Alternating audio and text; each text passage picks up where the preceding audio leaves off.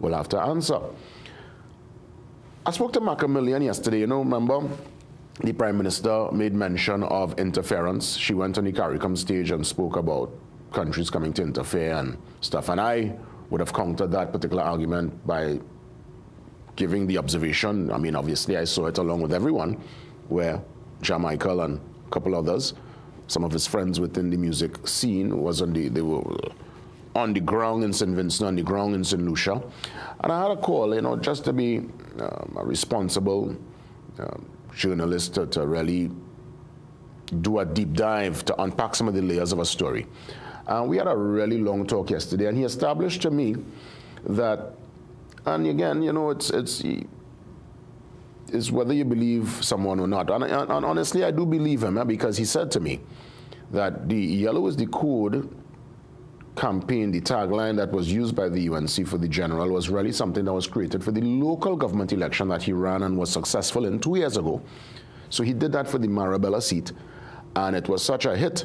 They went with it for the national campaign, and clearly UNC got over the line, and it was such a hit here at home that other parties where yellow is the dominant color also adopted his particular theme and concept, and he went basically to these places under the, not so much as Michael and Ibokas, but as Macmillan as a performer, and he is dubbing what he's doing now as political artistry, blurring the lines as it pertains to the politics and the artistry that goes with any particular campaign. You know, the campaign songs, the campaign slogan, the whole mood on the ground. So he went there more under the wearing the boots of a performer.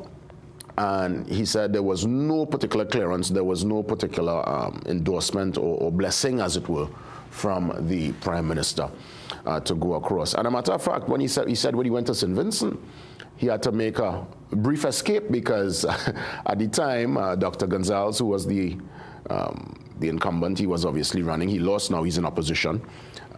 There was some, well, needless to say, he wasn't welcome. And he recognized that his welcome was not forthcoming, and he had to evacuate, to leave. Because, you know, the politics, when it gets down to that crucial moment, it gets a bit bitter. Obviously, the Yellow's the Code campaign did not work in St. Lucia, but indeed he went there also with the likes of Orlando, Kerry John, and others, Swappy, to more work the ground as performing artists. So it was a very interesting conversation. I mean, obviously, if one day I definitely will try to probably get a little more time and let him himself explain to the nation what's happening with this new genre he's creating called political artistry. Interesting conversation yesterday with Michael. Let's head to the back page. From what I understand, I'm getting reports from Ian, who's stepping in from 7:30. We are looking too good right now in the cricket, you know. Last score I heard was 44 for about 4 wickets, and we're going into bat. And we're not able to deal with the pace at all.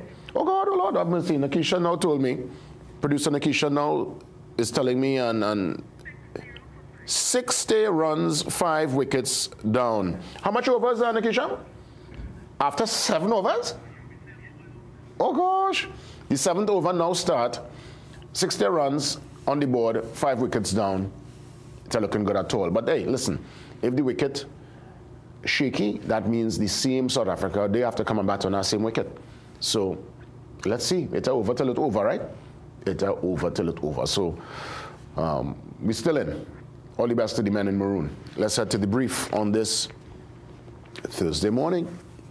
And we're seeing, well, media cultural fraternities pay tribute to Raymond Edwards. Raymond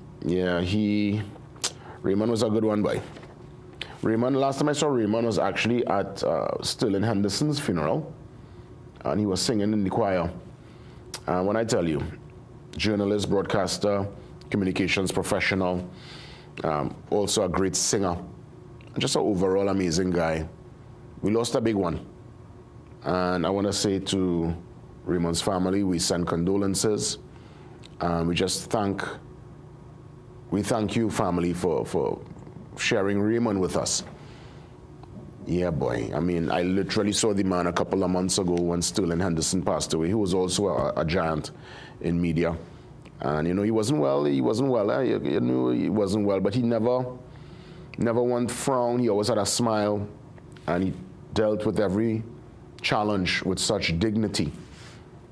Thank you, Raymond, for the memories. Thanks for the amazing service. Rest in paradise. And I'm watching a development here also on the brief, busting it up. Gurley Mohammed, that's Gurley's name. That's an interesting one. Gurley prepares bus-up shot at her home in Waterloo. Let me tell you, bus-up shot are no easy task, Very labor intensive, and you have to know what you're doing. So Gurley, well done, well done. Let's head to the Business Guardian, because coming up next, Anthony Wilson to give us the breakdown. Tobago's cargo crisis, that story. Well, fixing Tobago's cargo crisis, that story and others inside today's Business Guardian. See you soon.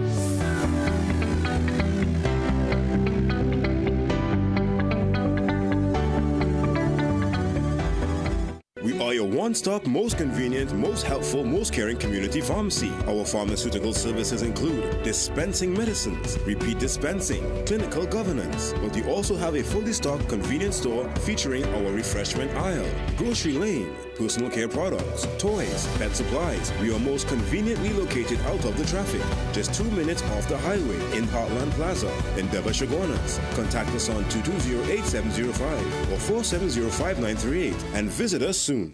Magical Expressions Limited is the largest local importer and distributor of fresh cut stems, offering the widest range of beautiful flowers at the most affordable prices. Call us today at 701-6488 or visit our website to order. There's a hole in the bucket. Well, fix it, dear Johnny, just fix it. And while you're doing that, remember the roof is leaking, the house need painting, all those kitchen tiles need changing. So tell me, Johnny, what about the plumbing? The driveway needs paving. Plus, you promised to add a new room to the house. I find it's about time.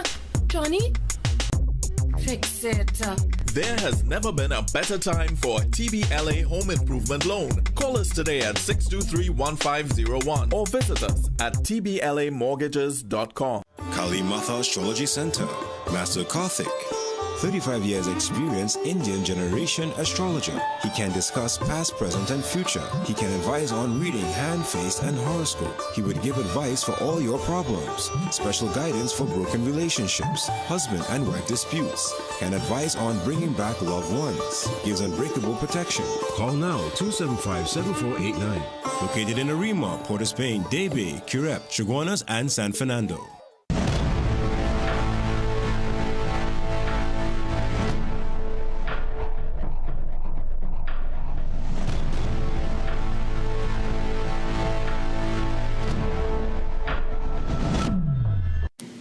Some of us like to test limits, but there won't always be second chances. Obey the speed limits. Maybe you don't value your life, but others value theirs.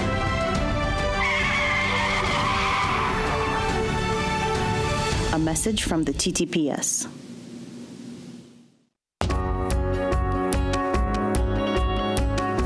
Sportsmanship is when an athlete walks off the court and you can't tell if he won or lost because he carries himself with pride either way. This quote is an embodiment of sport, and for me, sport is an embodiment of life. We are where you are.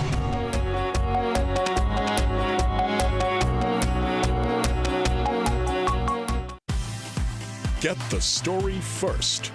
Want to know what's happening in news, sports, or crime? Get the CNC3 app. As the story breaks, CNC3 is there giving you the story first on your mobile device. Be connected to the most trusted and reliable news source, CNC3. Access your world with just a tap. The CNC3 app. Download it today. Volleyball filmmakers, producers, content creators, influencers, and recording artists. If you're looking to rent a versatile studio space with green screen, video wall, cyclorama, and more, look no further. GM Labs is here to make your dreams a reality. Located in the heart of Port of Spain on St. Vincent Street, GM Labs is your one-stop shop for all your creative needs with over 2,800 square feet to work with. Take your creative concept to the final product at GM Labs. Give us a call or WhatsApp or message us on our Instagram and Facebook pages at GM Labs TT. This season, Ask the Doctor is at a new time. It's your weekly prescription for trusted medical advice. In the Doctor's Capsule, Dr. Tilak Singh breaks down big health topics clearly and simply. Get a dose of smiles in the Kiddies Capsule as our youngest experts share health tips with heart. Explore the science behind the headlines in Medical Minds, featuring real doctors, real insight, and your questions matter. Join the open forum live and get answers straight from the source. Ask the Doctor, every Thursday at 8 p.m. only on CNC3. Make sure you have yourself a great investment week by viewing The Bourse Report every Monday morning at 6:15 a.m. during CNC3's The Morning Brew. You'll get sound financial advice, whether you're a new or experienced investor, when you view The Bourse Report. CNC3, covering your world.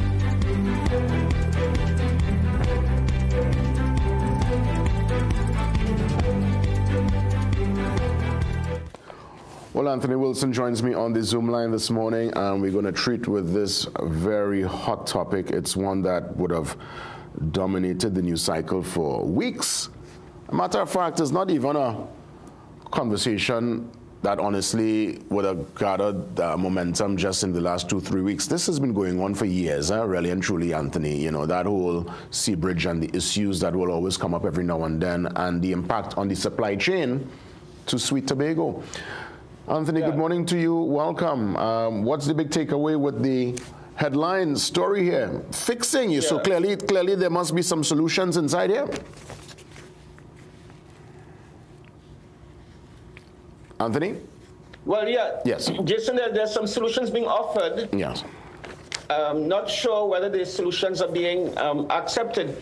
So one of the solutions that the gentleman who is the main feed supplier in Tobago is offering is that the scheduling of the new cargo boat, new cargo vessel, needs to be more closely aligned to the needs of Tobagonian importers. And that's a very important point, because if the scheduling of the sailings is not in accordance with how the truckers and the hauliers and the importers in Tobago want it to be, it's going to be problematic. So that's logistics. So logistics needs to be agreed to. Yes. Okay. Yes. So that's on the one hand of the reporting that Geisha Kaulisa Alonso did. But on the other hand, Dr. Valis James, who is the foremost economist coming out of Tobago, made the point that Tobago has a structural problem with regard to its relationship with Trinidad. And that also is important, because it's really not satisfactory for an island like Tobago to be without food products, because all of the products have to come in from Trinidad. And I would say most of the products have to be shipped by the cargo vessel. Yeah. Well, as I said, you know, it's one of those ongoing issues. And I saw a report last evening on news, a very interesting one, where a farmer from Tobago challenged his brothers and sisters on the sister isle to get more into food production. He says that they should never even be in that position in the first place if they were able to treat with their food security at home and not depend on all this other stock and stuff from Trinidad. I found it was a very interesting story, and he asks a very provocative question. Yeah. And Jason, I am old enough to remember, which may be giving away my age somewhat, I'm old enough to remember when there was a thing called Tobago peas. In other words, Tobago produced enough pigeon peas for those peas to be shipped to Trinidad and be available in Trinidad markets in a way that now, looking back, would seem quite strange and interesting. That development with Tobago peas, yeah. Yeah, Tobago literally used to feed Trinidad. Now it's kind of opposite, yeah. Yeah. I'm going to Business Guardian, page 6, and it piqued my interest, the national census, a powerful development tool, and I'm seeing that they're going to embark on a new census. The last one was done in 2011. How important is a census? Why is it important? And what results out of the census could help us when we put forward policy from a government perspective? Right. A national census is extremely important. A national census is supposed to be done once every 10 years. The last one, according to reporting by Raphael John Lal, was done in 2011. So the census is overdue.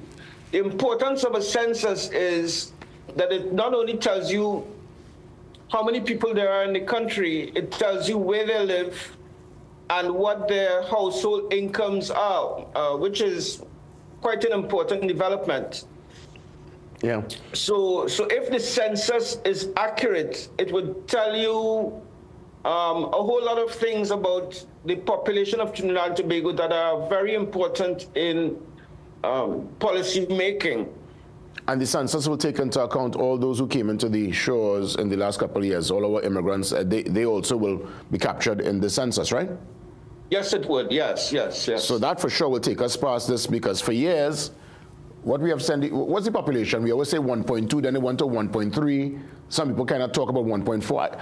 I genuinely don't know what's the population of Trinidad and Tobago, you know, Anthony. Yeah, well, the national census that is underway now will give us that firm answer, for sure. For sure. Anthony, really fast in the time that remains here, your question, do investors have confidence in government policies? Another provocative question on page 3 of the Business Guardian. What's the takeaway?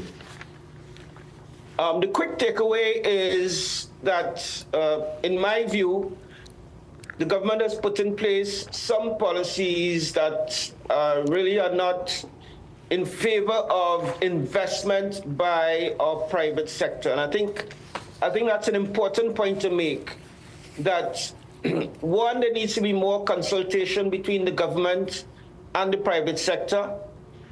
And secondly, the private sector not only needs to be consulted, but the private sector views on the economy need to be taken on board by the government in coming up with policy measures.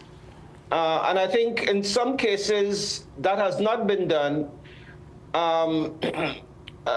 For example, to me, the classic example is the increase in the price of natural gas to manufacturers in this country.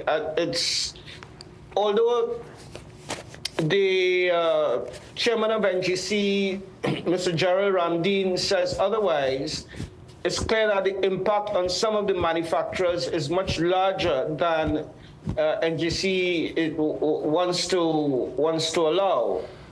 And naturally, it will trickle down to ultimately the customer.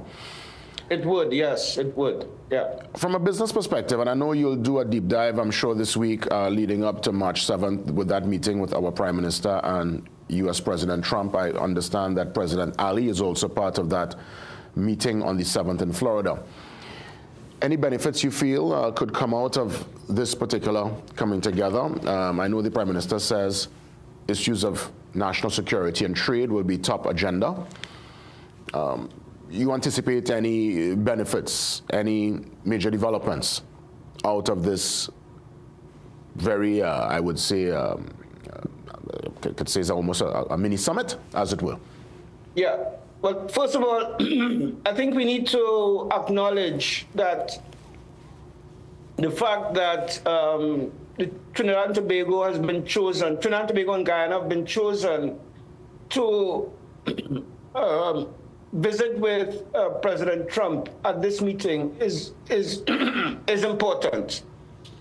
Yeah. But secondly, the benefit for Trinidad and Tobago of the meeting would come if there is a discussion about natural gas. Yeah, especially the Dragon gas field, which is close to the border of Trinidad. Yeah, well, we'll keep our eyes on this development. I know the business desk would stay on top of this story. And it's just a couple of days away, actually, so keep us in the loop. Probably if you have some more for us next Thursday, please let us know. Yes, yes. Anthony, thank you, Jason. Yeah, you're welcome, Anthony. All the best. Have a great one. Okay, all the best to you. Anthony Wilson, consultant business editor from the Business Guardian team. We take the pause. We come back. A couple of important conversations ahead. Officer Russell will join me. Johansi is stepping in. And once all works out with the connection, we get a chance to touch base with Dr. Devant Maharaj, a UNC member, his perspective on the Prime Minister's address at the 50th CARICOM Summit.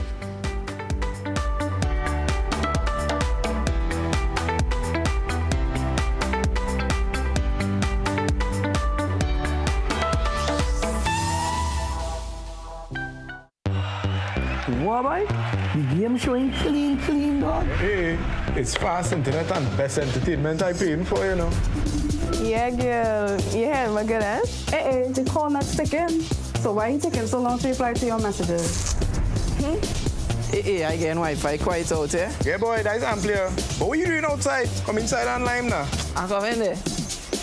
Wi-Fi so fast, you'll be saying, hey, it's amplier.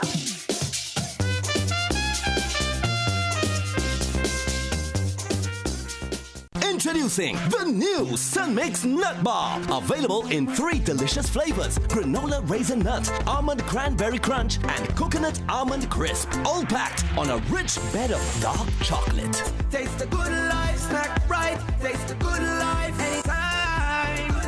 Good life. Sun Mix. Sunshine Snacks Sun Mix Nut Bar. Taste the good life. PRWC, protect your loved ones with a Western Global Security Combo, only $3,000.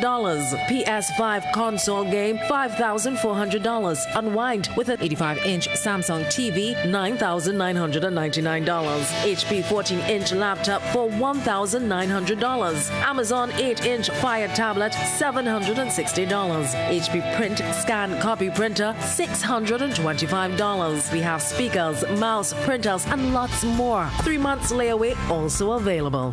Brunswick tuna. Perfect for snacking on a cracker. On its own. Snacking made easy. Snacking made healthy. Snacking made tasty.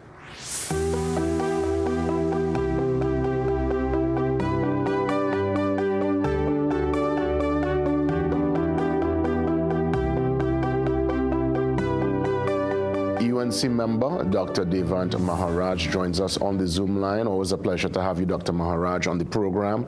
I think first time we're talking for the year, so great to see you. All the best. Morning. Happy New Year to you and your For sure. And I know it's pretty early where you're at right now, so I really want to thank you for the extra effort to have this discussion with myself and the nation. Sure. It's no secret you have been very critical of the Prime Minister's performance and a couple of her utterings over the years, but this time around I've seen a change in tone. It seems there is some support for her remarks at the CARICOM Summit. Let's treat with what stood out top of mind for you and why her address in your mind was able to set a particular tone and agenda based on all what's happening in the region with the geopolitics. Yeah, well, as you correctly said, over the years I have been very vocal and critical of the leadership style of the Prime Minister. And this shouldn't be construed as any form of support. On this occasion,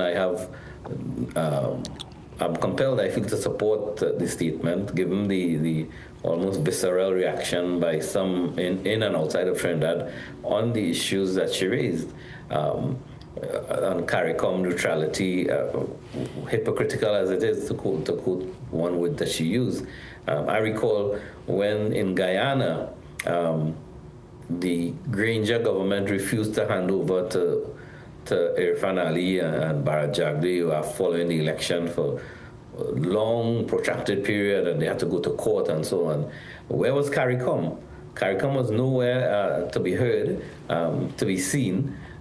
Similarly, when you had Venezuela making maps that redraw parts of Guyana and included Trinidad as part of the provinces of Venezuela, CARICOM was nowhere to be seen. CARICOM is and appears to be very hypocritical, and I think this statement could be seen as should be viewed as an opportunity for CARICOM to reset itself to truly reflect the member states, but it doesn't appear to be working. So, and this zone of peace that she spoke about, I think hit the nail on the head. The zone of peace, who determines a zone of peace and who enforces it? We don't have the capacity. No member of CARICOM. We have a zone of peace we have as much influence as creating the CARICOM as a zone of peace as creating the blue skies above. We have no power, military or otherwise, to create a zone of peace in the area. Yeah, well, I think, that zone of peace discussion, when many had a chance to debate that particular issue, I guess one of the overlying, or at least the constant factor there was the fact that many did not want military arsenal and that kind of equipment in our waters, or at least passing through anything that's nuclear or remotely close to nuclear.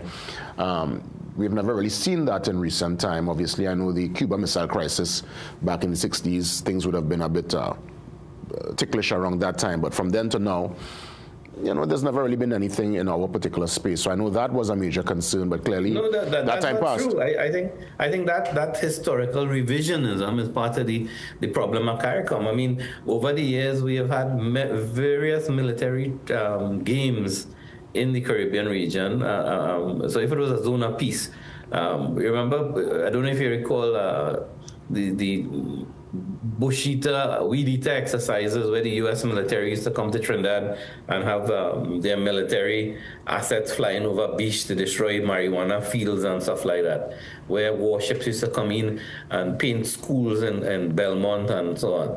So that was okay, right? So that is zone of peace. The army could come down here to paint school and help us with weed and so. But the difference obviously was the military came to do an extraction, and they did exactly that when it comes to when they had Maduro. the extraction with Manuel Ortega, you remember that? They went in and pulled the man out. There was no hue and cry by CARICOM, right, about it. So they're very selective because there's almost a global hatred in certain quarters for Donald Trump. Anything that Donald Trump does by certain elements, by certain persons in the world, will meet such a negative reaction. And anybody, of course, whose view aligns with Trump, even though they may not agree with everything he does, is viewed as the enemy. And that kind of hypocrisy, I think, is untenable. Well, I think we're speaking to the moment. I think we're speaking to a moment, because even when we look at the polls in the U.S., even his own people in the U.S. Deem him to be rather unpopular. And I wonder, and this is a genuine question to you, Dr. Maharaj, when history recalls Donald Trump, and if they recall him in a really negative way, a couple of years from now, after he has done what he is here to do, our alignment with him, where will that put us as Trinidad and Tobago, and where would that put Kamala Prasad-Bissasa's legacy? Well, first of all, you're saying about the polls on Donald Trump. There are polls in the 2016 election that say Donald Trump would never win the election, and yet still he won. So it depends on if you're watching some of these biased media houses like CNN and BBC, who was caught lying on many occasions, fabricating video footage just because they were anti-Donald Trump. The news in the United States is very polarized. I don't think there's any unbiased media houses. So it'll be very difficult to say which poll is accurate or not unless you go through the methodology. And I think it's too early for us to say if Donald Trump will go down as negative or not. I mean, I think he has reset the world order in a very significant way. When you look at what U.S. aid was funding all over the world, transgender programs in Bangladesh and Uganda and Ukraine. The taxpayer for the United States was funding a lot of crap all over the world. And because you had U.S. citizens not getting funding for what they need. And people want the U.S. to fund everything under the sun, but want to have the ability to criticize the U.S. at the same time. Yeah. I mean, that the gravy train had to stop somewhere. So in a sense, I guess it was a calculated risk our Prime Minister took to align herself based on our strategic location and what I'm sure America would have requested of us in their attempt, and their successful attempt, to oust President Maduro. I mean, I think the Prime Minister, in a very pragmatic sense, recognized that no matter who we are in the Caribbean and Latin America, we have to recognize that the United States is the superpower in this region. I mean, bigger than Canada, bigger than Mexico, all Latin American and Caribbean states. So if you had to align with somebody with the largest economy in the world, with the largest military hardware, who you're going to align with? Yeah. With Venezuela and Costa Rica and some of these small states that abusing their citizens.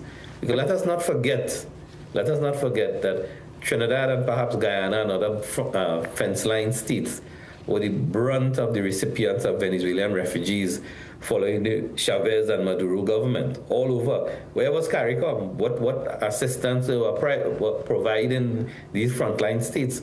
Did any CARICOM delegation go to Venezuela to talk to them about what their population was experiencing, that they had to flee and flood neighboring CARICOM states such as Trinidad and Venezuela and put strain on their infrastructure because they didn't anticipate this huge increase in demand for some of their social services. Let me ask her, and I want to take it to the Cuba policy position that our Prime Minister took on the CARICOM stage, aligning herself in essence with the U.S.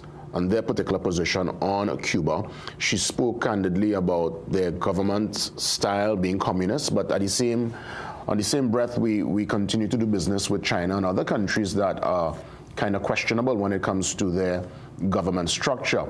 Now, what's your take on that development? Because Cuba would have played a significant role, especially from the medical standpoint, in Trinidad and Tobago over many, many years. I think the position with Cuba is relative to geopolitical space and proximity to Trinidad. And it would be, I think, unfair to compare it with China, right? China clearly is not in the same mode of communism than Cuba, and the repressive regime in Cuba, which has affected its population, goes back significantly with the Cuban blockade and the flood into Florida and so on. But all these people who are touting the attributes of Cuba, none of them want to go and live in Cuba. You know, nobody ever migrates to Cuba to settle down. You know, there's always a net immigration from Cuba to all over the place. And if you know anybody from Cuba, as I do, they will tell you they have no reason to stay. There's a small Cuban population in Trinidad, and they are cheering on, as well as in the Miami, and hoping that the administration falls in Cuba and there's a return to democracy. And I think the Prime Minister is right. We in the CARICOM here, we're talking about CARICOM, we're not talking about outside the region. We enjoy democracy in our own island. We fight up for elections and so on. But we want to have another CARICOM state not have that in their own and repress their own people. But we are unconcerned about the total disintegration of the state of Haiti. How come we're not sending a CARICOM troop to try and have some kind of normalcy in Haiti? We have but Jamaica would have sent some forces there, I believe. Belize, again, also obviously based on their proximity, because naturally when Haiti is in a shambles, people come across to Jamaica and they go through what we go. They go through similar to what we go through in Venezuela. But it can't be. Is it a CARICOM initiative or is it Jamaica and Belize? You know, why hasn't the CARICOM everybody said, because some of them don't even have an army, some of them have a police force that a regiment, and it's a very important question. It is, and I would have posed that question here on the program, because to me, you're bringing officers, police from Uganda, all the way in Africa to fight a war in Haiti, and we have CARICOM troops right here. What our soldiers doing? But let me ask you though. Let me tell you, our soldiers are only looking to eat, only looking to eat, right? I don't know Roger Alexander feeding all of them, because we're not fighting no war. We're not sending them Haiti. We're not sending them Venezuela. Well, I don't feel our soldiers sign up for that too. I don't think our soldiers have the capacity and the So what you join the army for? What you join the army for? Not to eat? Well, you don't want to fight, right? you want to fight. So you want to eat and run a woman, right? That's a whole different story for the friend day. Trust me. Let me ask you though. I saw touring out, as it were, between our Prime Minister and the Prime Minister of Barbados, Mia Mottley. What you thought of that interaction? They said that any differences will be resolved away from the cameras and the microphone.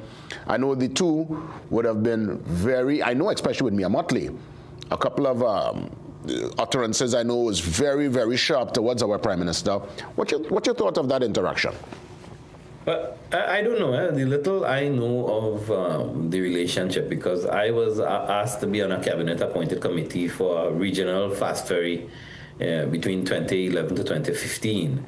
And when it was set up, Mia Mottley and myself was part of that committee. And as far as I know, she and the Prime Minister, Kamla Persad-Bissessar, had a very close relationship going back to pre-politics days as attorneys at law and students and so on. So that kind of relationship, it may have little ups and downs, but it runs deep. So other than that, they may have more in common than not. Okay. You think the fact that our Prime Minister spoke second to last, she was the last Prime Minister to speak right before the Secretariat, you think she in a way is kind of almost like the de facto, people looking at her, especially the position the stance she took against, well, we went against the tide, all of CARICOM went down the road of zone of peace. She said, hey, that's not the case. She aligned herself with Donald Trump. Based on that, I don't know if she aligned herself with Donald Trump, and I think she aligned herself with Trinidad. She's taking a position, albeit Trumpian, if you want. She's seeking the interest of Trinidad first. And when that interest aligns with the states, the U.S., it's all well and good. But I think if there's a choice between Trinidad first or U.S. first, it's obvious the way she would lie with the Trinidad position. I think the fact that there's an overlap of positions doesn't necessarily mean that it's a necessary mimicry of position. Well, I mean, a lot of what she's doing, I mean, come on, Dr. Maharaj, is very Trumpian. I mean, the fact that she even mentioned that case in the Barbados situation with Brent and all that, time and place. I mean, that's stuff that Trump will do. Trump will go into a forum and speak about stuff that's irrelevant to the particular moment. No, I think what you're seeing, and Trump may be used as the example that the people is following, but if you look all over the world, it's a reaction to the pendulum swinging so left with this gender ideology and wokeness, right? So you have Meloni in Italy, you have Viktor Orban in Hungary, you have Narendra Modi in India, you have Melias in Argentina, you have Nigel Farage in the opposition in the UK. What you're seeing are leaders on the right taking a more vocal and strident position, which people may tend to say is mimicking Donald Trump. But why don't you say Donald Trump is mimicking Nigel Farage or Melias? Because they have similar positions, and it is a consequence of a global left funded by people like Soros and BlackRock Group, and that has carried the world on the precipice of wokeism that we have to pull it back from. Let me ask, before we wrap things up, in terms of Venezuela's response to our Prime Minister's remarks at the 50th summit, what's your take on that? Yeah, I think the Venezuelan response in any matter has to be weighed in terms of its legitimacy. When you have Delcy Rodriguez holding on to essentially what is an illegal administration by a fraudulent administration. I remember we had supported Guaido following that election, and now you have the other person now taking over. They are holding on to the position of privilege and power by their fingernails. And I think Donald Trump shut up across their bow when he took Maduro as a narco-terrorist. And I mean, look at the examples the Prime Minister used. Look at the drop in murder rate. We moved from over 600 to 200 people, right? At the end of the day, Trinidad was being traumatized, brutalized, and terrorized by criminal elements. And if it is that this action resulted in less Trinidadians dying, why are we against that? Because I guess the blowing up of the boats would be deemed illegal on all international accounts, and obviously, as they took Maduro out, all the bombing stopped, right? So clearly it was never about drugs, it was always about the oil. No. You know. How come Dr. Maharaj, they're not, and I hear nothing about nobody taking drugs again to the US? That done then, that stopped. But let me tell you something. If every time you jump in a boat and you're looking to go to the US, they bomb it up, right? You think you're going to go in a boat again? Right? But tell me something. How come there wasn't saying about the oil when Venezuela was claiming half Guyana? Right? How come nobody was talking about the oil that Venezuela was eyeing in Guyana? Well, yeah, because Venezuela was eyeing the resources. Of course, every war is about resources and land. Yeah, but nobody was accusing Venezuela the same thing, right? When they were looking to put redraw a map of Venezuela and including Trinidad in it, having you and me speak, we'd be speaking Spanish now. This would be a telenovela, right? They would have sent you to school to learn Spanish, right? And there are subtitles below in English. Oh, gosh. We wasn't talking about oil and resources, but when the US do it, is oil, right? So what is the Cuba don't have any oil, right? So is it that right? But what the US doing there? Well, I guess the difference with the U.S. and Venezuela, they have the resources to really act on what they say. Let me tell you something about They don't just talk the talk, they could walk the talk now. Let me tell you something. If Mali Street say they're giving away free visa to go the U.S. today, half of Trinidad on a plane outside, Yeah, people will go. All of them want to. Yeah, people go. I don't think there's no issue. I mean, everybody got family and love to go there, but again... No, they want to go whether you have family or not. It's the biggest economy in the world. Yeah. It's one of the most successful democracies in the world where you have freedom to do almost anything. Yeah. Right? Well, you know what? Let's keep the we'll have to wrap now, but I definitely want us to keep the conversation going. I always enjoy our debates, our conversations. And, let's keep our eyes on this development, because after the 7th, we'll know what else is at play, because our Prime Minister is going to meet with President Donald Trump alongside President Ali from Guyana. So we'll monitor all the progress. All the best to you. All right, see you. That's right. Dr. Devant Maharaj, clearly we know where he is aligned when it comes to his geopolitical positioning. And I look forward to more discussions with Dr. Maharaj in the weeks ahead. Up next, Johanse for Mental Health Matters.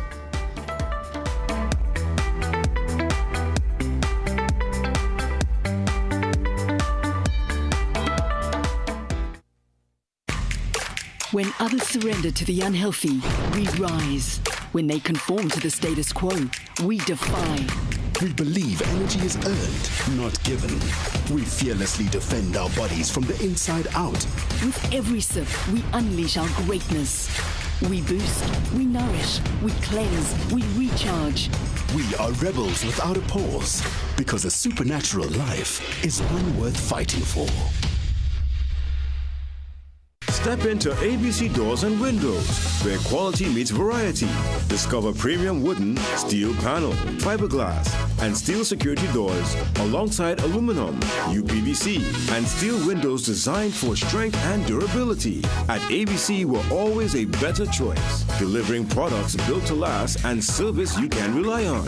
Visit our showroom at 1 Chanka Trace, El Socorro South, or call 638-7184 to make your dream home a reality. Mom, Dad, this is Trevor. Hi. He's no Kieran.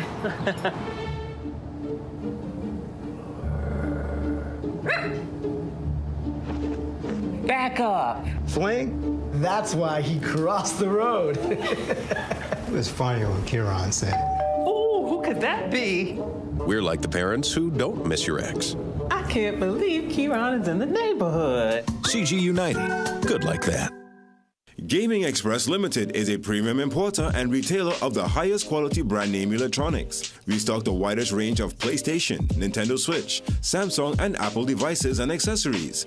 Visit us at Shop 52, Level 2 Gulf City Mall in San Fernando, or contact us by phone or WhatsApp message at 687-7480 or 301-9797 or 798-1280. Like our Facebook and Instagram pages for updates on products and services.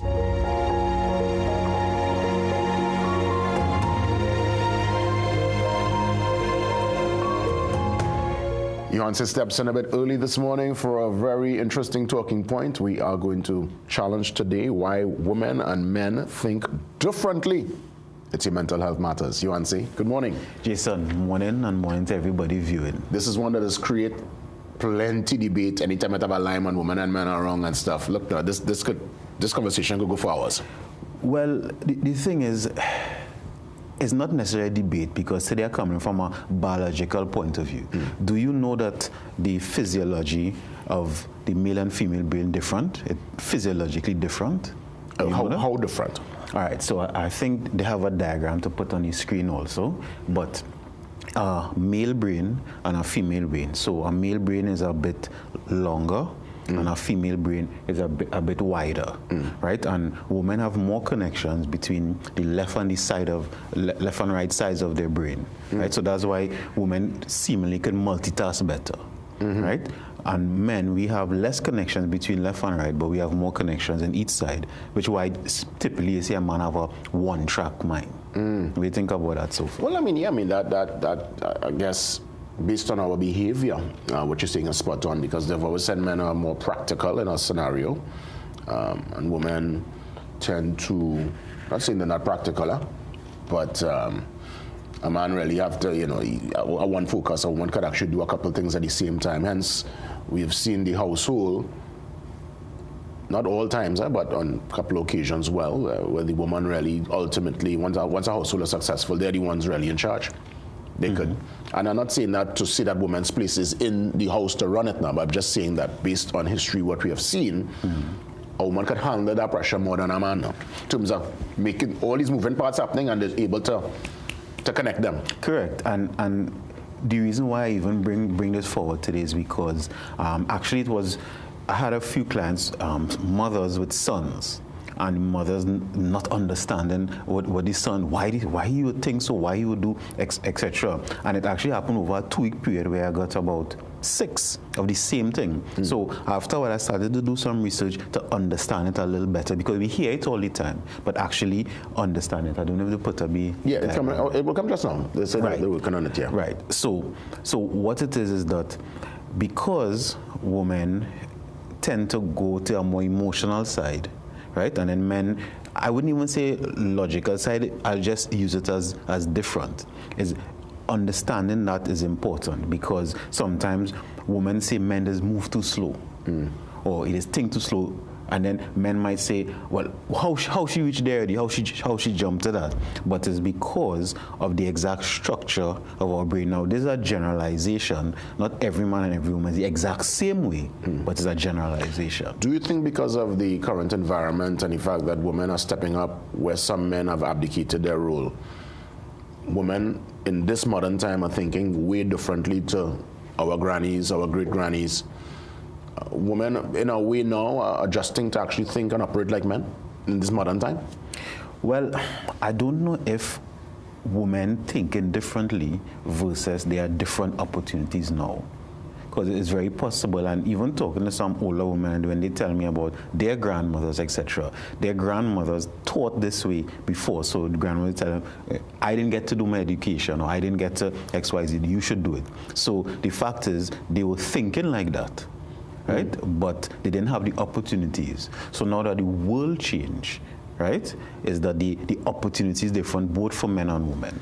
Indeed, because again, I wonder if environment, time, the moment we're in dictates the way we operate and the way ultimately we think. Because even men, operating under a different kind of momentum at this point in time compared to our grandfathers and great-grandfathers. And what they could have done, the average man now can't do. He just, I mean, I don't know if it's technology, we get lazy, we get too sweet. the modern-day man, I don't want to say the word, but comes off a little bit soft. Soft? Yeah. Because one, a lot of I'll go with the physical hardships of long time not there. I just give you an example.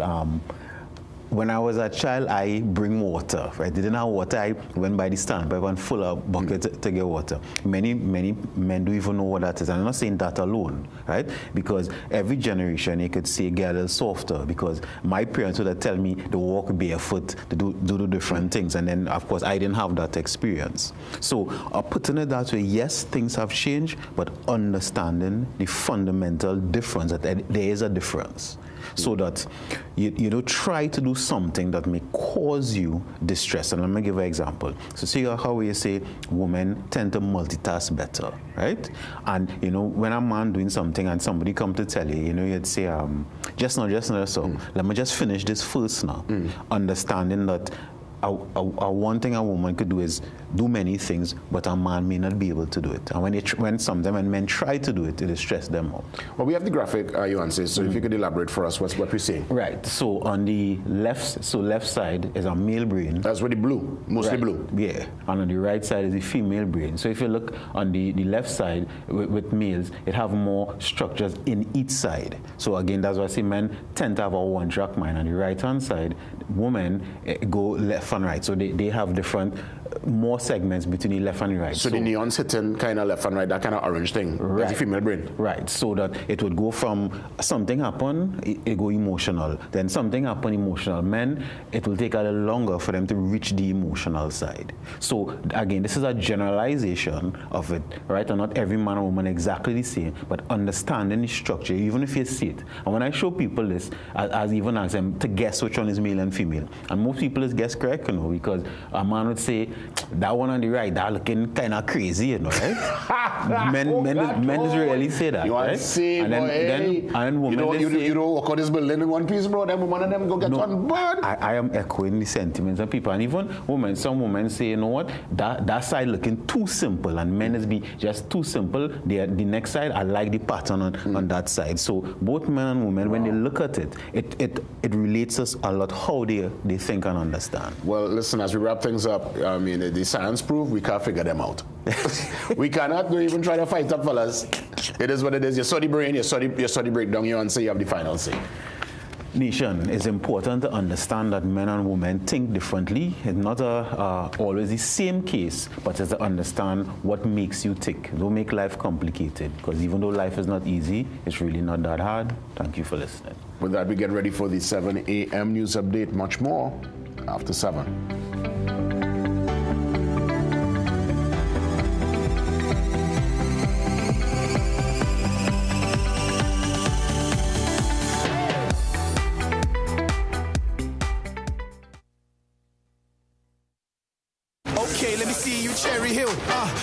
Now take it back, let me see you rock off, shake off, let me see you rock off, let me see you kick right, now step forward, now step back.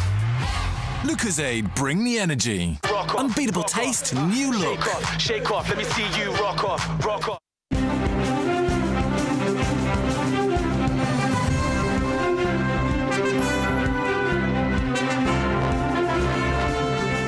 A very good morning, I'm Akash Samaru with headline news on CNC3 and the TBC radio network. As debate continues over the shortage of food and other supplies in Tobago, one Goldsboro farmer says the real crisis runs deeper, and that is the collapse of agriculture on the island. Roland Murray produces pepper, corn, tomatoes, garbage and pumpkin on 5 acres, but said he is dismayed by Tobago's current predicament. He said young people aren't interested in hard work anymore. When they want to talk about both is mostly in politics, But we really been honest to ourselves. That ain't supposed to affect us. Maybe with hard material like lumber and cement and things we can't really produce in Tobago right now. But we're coming on that food. Tobago to send food in Trinidad. So I don't know how they could be crying about food when the boat ain't come up 2 days. The Court of Appeal has overturned a judge's decision that blocked the publication of an audit into firearm licenses issued between 2016 and 2021. The ruling clears the way for possible publication, though the final decision rests with the council, now chaired by Prime Minister Kamla Persad-Bissessar. 3 appeal judges ruled the judge was wrong when he granted the prohibition in a case brought by former Police Commissioner Gary Griffith. The court said the investigation was lawful since Cabinet has the constitutional power to set policy. However, the judges found the lower court erred in stopping the report from being laid in Parliament. They noted Griffith should have been consulted before publication, but said that consultation could still happen after the report was submitted. And opposition MP Marvin Gonzalez has accused the government of possibly deliberately wanting the proposed Zone of Special Operations bill to fail so it could later use its collapse as an excuse for rising crime. At yesterday's opposition media briefing, Gonzalez responded to recent comments by Homeland Security Minister Roger Alexander, who attributed the recent uptick in murders and violent crime to the defeat of the ZOSO bill. Gonzalez dismissed that claim, saying the minister was attempting to shift blame rather than present a coherent plan to address escalating criminal activity. It leaves the reasonable mind to wonder whether the government intended for the failure, the deliberate failure of the ZOSO bill, so that they can use this. They can use this as some excuse, and their excuse to not contain crime and criminality. With those were 7 a.m. news headlines, we'll have another news update at 8 a.m. on the TBC Radio Network.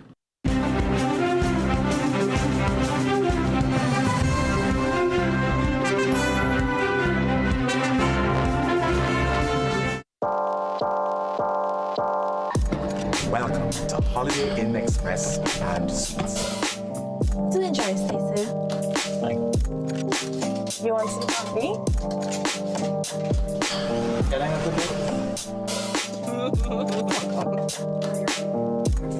Perfect, then. That's exactly what we need. Hey, the pool is this way. Whatever you're here for, we're here for you. Stay smart at the Holiday Inn Express and Suites.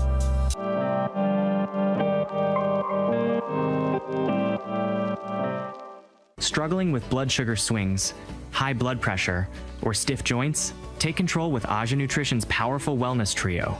Berberine Plus supports healthy blood sugar. Blood pressure support helps keep your pressure in check. And Joint Aid keeps your joints moving so you can stay active every day. Don't wait. Choose Aja Nutrition for trusted, effective solutions. Available at Pennywise and leading pharmacies nationwide. Feel better, move better, live better with Aja Nutrition. Brunswick tuna. Perfect for snacking on a cracker. On its own. Snacking made easy. Snacking made healthy. Snacking made tasty. Tune in to Betterments with host Base, Monday through Thursday, 12 p.m. to 3 p.m. for a program that educates and is solution-based. Base tackles the issues that matter to you, providing a platform to speak your mind and find solutions. That's Betterments with Base, with a focus on education and resolution. This is all about making things better for you. So if you want to make a difference and have your voice heard, tune into Freedom 106.5 FM and join us for Betterments with Base, Monday through Thursday from 12 p.m. to 3 p.m. Better for you. Only on Freedom 106.5 FM, where we believe that your voice matters.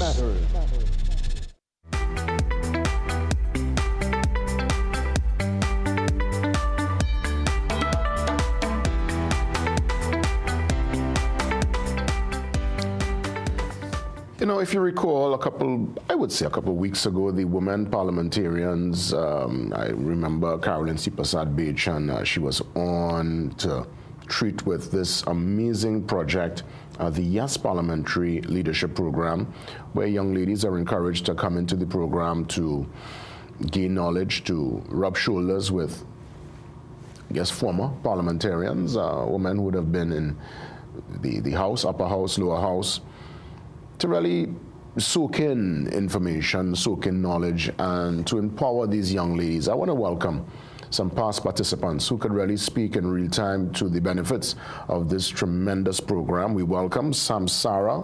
As a matter of fact, Samara, good morning to you. Samara, there to the top of the Zoom line, and we have Tishel Tobias. Good morning, everyone. Morning, Tishel and Samara. Firstly, let me probably start with Samara here, and I'll come to Tishel. How did you learn about this particular program? Well, at the time I was attending UE, and I had a couple of friends who participated in the program. And from their perspective, it seemed like such an invaluable experience. And really, for me, it was an opportunity for women to work closely with former parliamentarians and other accomplished professionals. And they also even had the chance to visit the Red House, our parliament building. And that made for me, it made the experience even more inspiring. So seeing all of this, I thought, why not? And therefore, I wanted the opportunity to experience it for myself and brew in my own way as well. Tishel, was that a similar scenario for you? Because obviously you heard, you saw the information, you took the opportunity, you went in. What are some of the great benefits so far, Tishel? So actually, I heard about the program through a family member. The family member repeatedly shared the information about the program. And through that, I said to myself, well, okay, it looks like a really good opportunity. And I decided to apply for the program, and I was successful in the selection process. The benefits are far-reaching. We learned about leadership, different aspects of leadership, so such as self-leadership, conflict and leadership, authentic leadership. We learned research and preparation strategies, parliamentary protocols from the chief of protocol, actually, the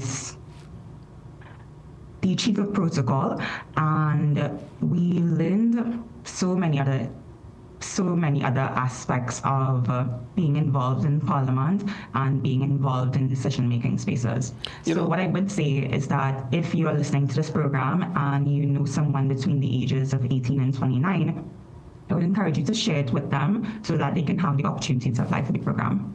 Samara and Tishel, and probably Samara could start off. Any public speaking engagement since, and if so, did this program help you with treating with that challenge, addressing a crowd, talking, raising your voice, lifting your voice, letting your voice be heard in front of an audience of strangers?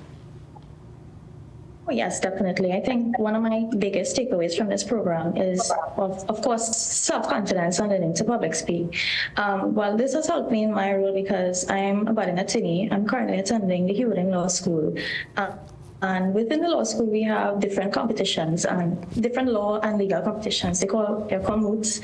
And I would say being part of this program has helped me in my confidence in my speaking, especially when I'm in front of a crowd, when I'm in front of judges. So I would definitely say public speaking is one of the key skills I've taken away from this program. Tishel, would you say the same, your experience in terms of public speaking, especially in front of an audience of strangers?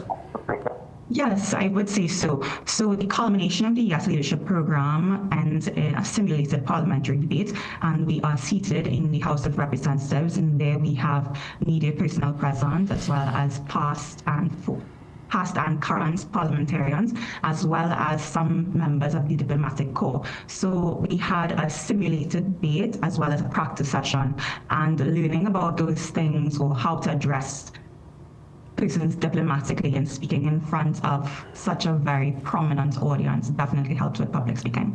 Tishel, how's the engagement? Is it in person or is it strictly online? It's a hybrid between both. So you have some online sessions and you have some in-person sessions as well. Fantastic. Samara, for those young ladies looking on now, what's your advice? I said, I think it was mentioned, it's 18 to 29, right? Once you fall within that category. Any prerequisites? Yes, correct. You need to have any kind of prerequisite, or you could just sign up. What's the requirement really to sign up? You don't need to have any prerequisites at all. Once you fall within the ages of 18 to 29 and you have a passion for national development and you want to really grow as a person, you want to grow into your public speaking skills, then definitely join a part of this. You should definitely apply. It's a really good thing for personal development. And my advice to anyone who is listening is just have fun and be comfortable, make friends, network, and just have fun along the way. There are a lot of important people I think you're going to meet, a lot of lifelong friendships you could build from this. It's really one of those invaluable experiences that you will come across in your life as a young woman. So definitely apply, but have fun, and don't put any additional pressures on yourself. It's going to be such a wonderful ride to anybody who's listening. Did you have to pinch yourself, Samara, when you all had the debate in Parliament, when you sat there in the chamber? Oh my God, yes. But you know what? I'll tell you, it was so surreal because you see your name in the House of Representatives, and for me that was such like a big incentive. I was really fun, but I was the second speaker as Attorney General, so it was just pace. You had to get up and really talk on your feet, but it was just really amazing. I would say once you're prepared with all your research, you have your practice sessions going with your side of the simulated government, everything is going to run smoothly and you're going to have a blast. Wow, probably that's some kind of projection, Attorney General. You never know. Samara Ram, I love the ring of it. Hopefully in the future. I love the ring. Tishal, what was your experience in the debate? Did you have to pinch yourself when you sat there, saw your name, you had to stand up and speak in the lower house?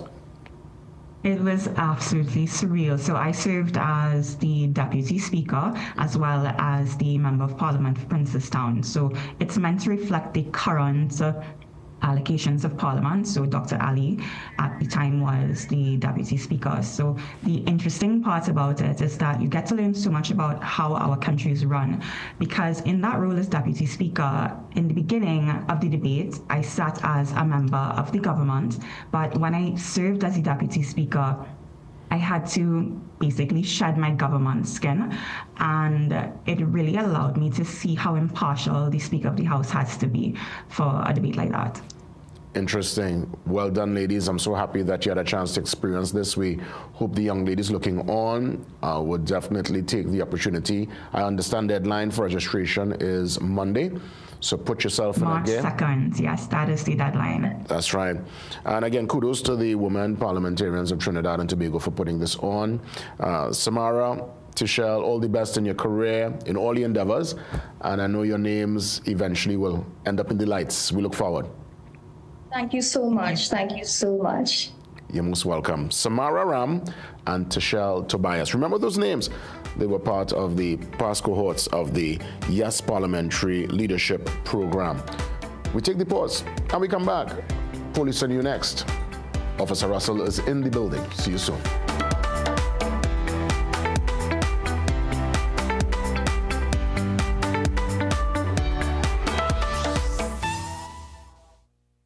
Visit Tire Clinic Marketing, New Truck and OTR Tire Service Center at number 30 and 32 Montrose Main Road, Chabonas. Call today at 665-8973 or 672-3419. Alignment services available. Tire Clinic Marketing, Truck and OTR Service Center. A tire for every need. Ever wonder how the way you start your day can make all the difference? Tired of waking up struggling with congestion? Without NeilMed sinus rinse, you are likely to battle with nasal congestion, impacting energy levels and overall well-being. The choice is clear. A great morning starts with NeilMed sinus rinse. Now I can't imagine starting my day without it. All natural sinus relief.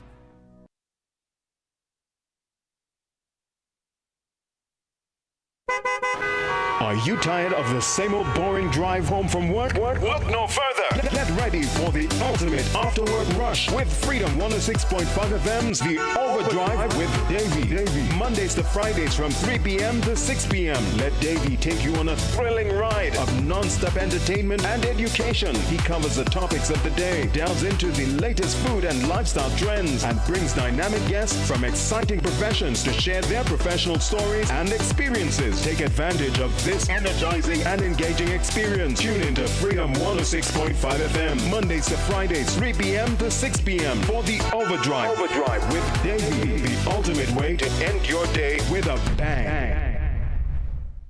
Alejandro, you're still alive.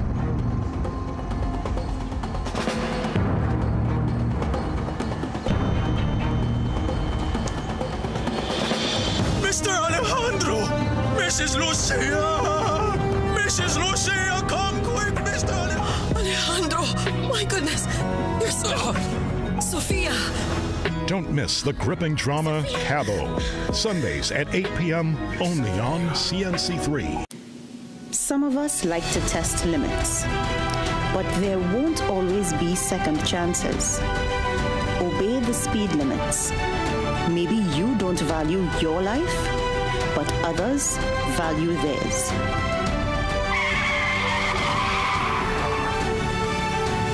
A message from the TTPS.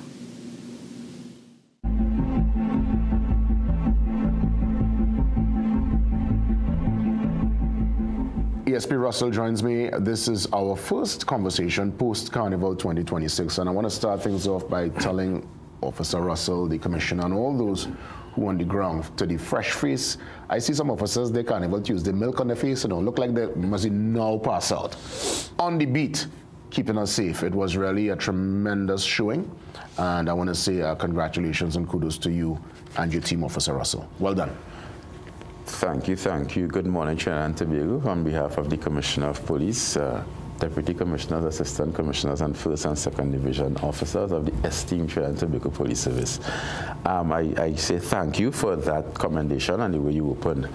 But I think what I really want to do is firstly thank our stakeholders that supported us, the members of the Defense Force, the Fire Service. Yes, they have a role as well. The TNTech, WASA, all the communication authorities that assisted us with communication and stuff like that. There's a lot that goes in.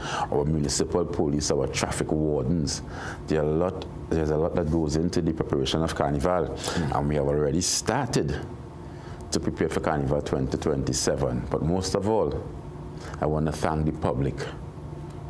I want to thank the Common Trinidad and Tobago Police Service, and I want to thank the public for listening to our advisories, to taking the necessary caution and due diligence, and just listening to when we speak, because they made our jobs easier.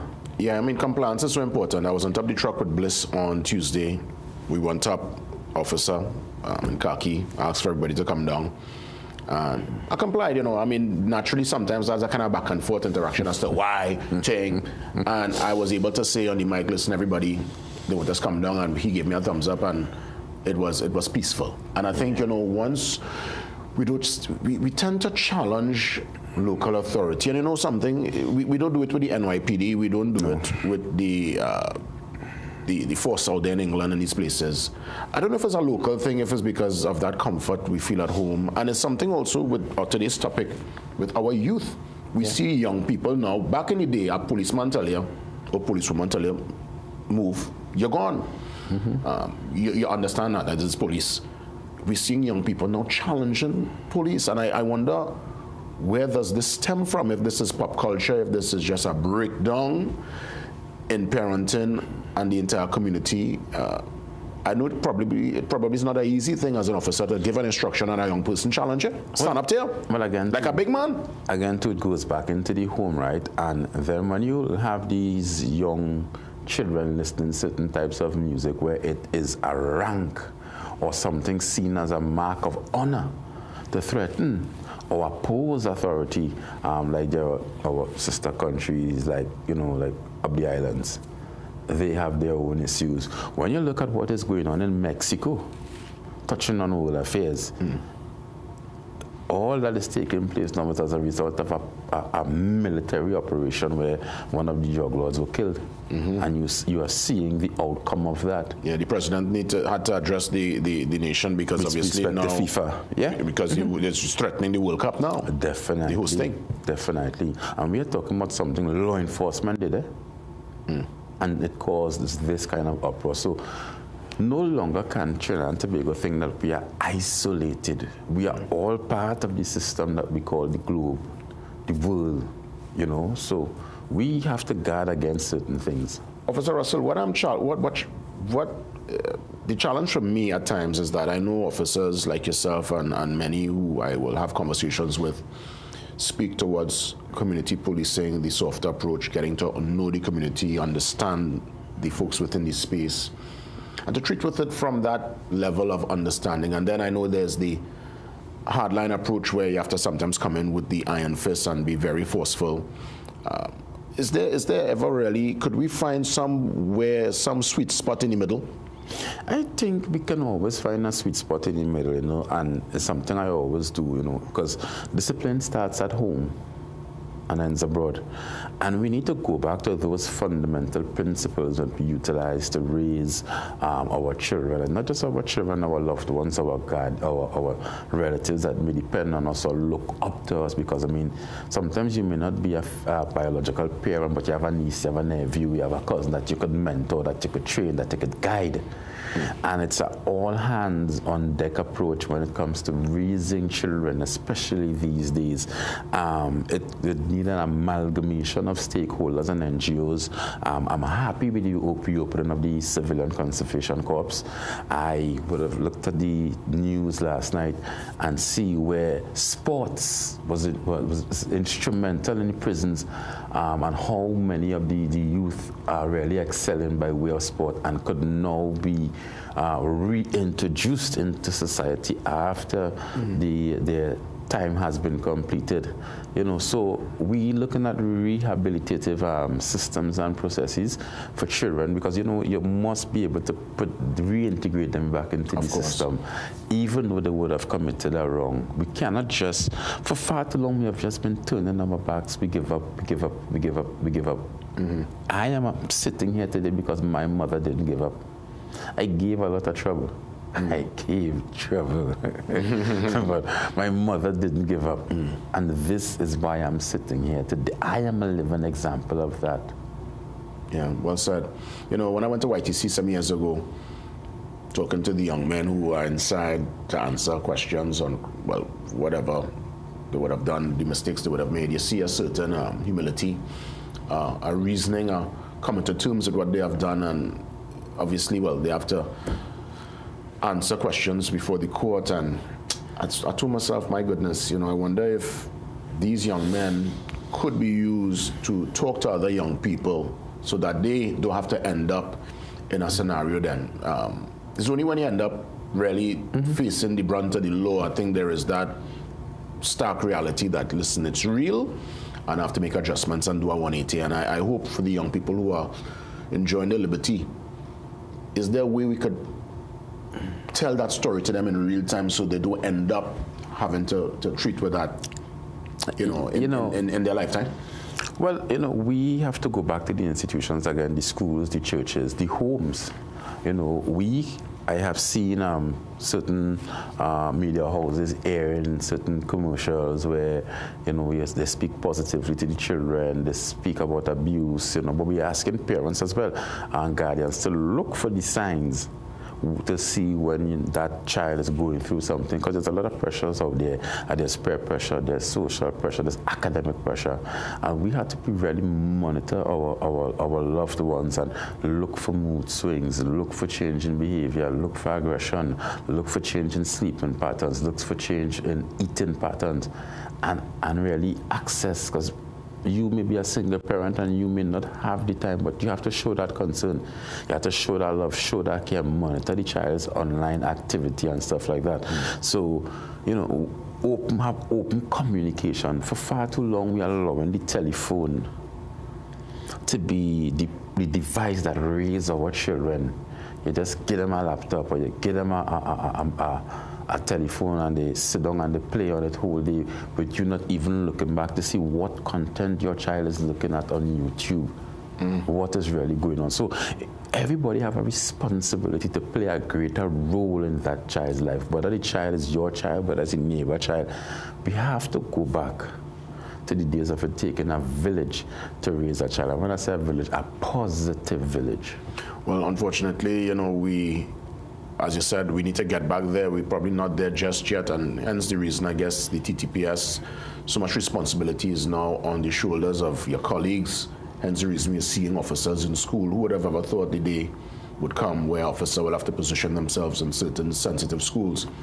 Are there any positive results? What's your feedback you're getting? I know obviously the ministry and tutor and other entities will have their particular stats, but what's the general feedback you're getting from officers who are positioned in schools? Is that making a difference? Are children making a little change with their behavior? That has definitely made a difference. Okay.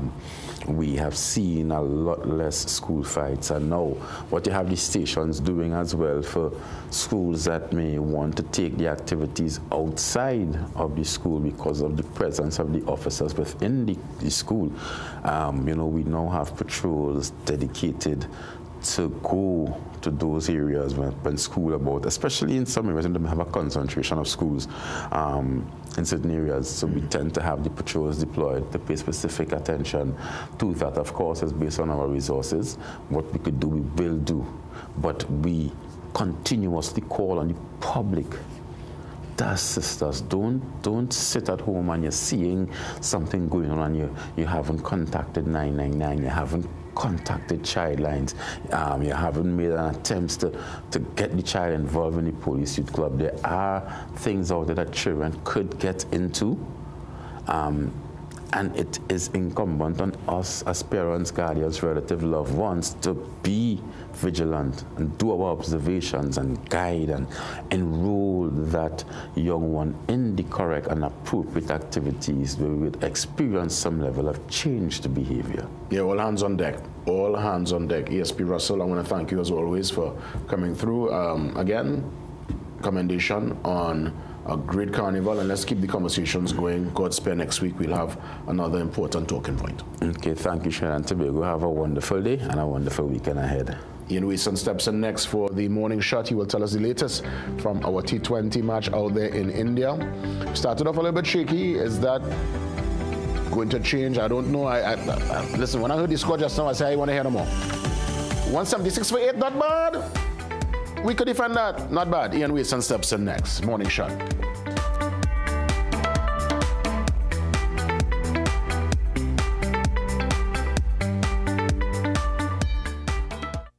Struggling with heart health or frequent migraines? Discover the simple steps to reclaim your energy and vitality. We're diving into a topic that affects about 422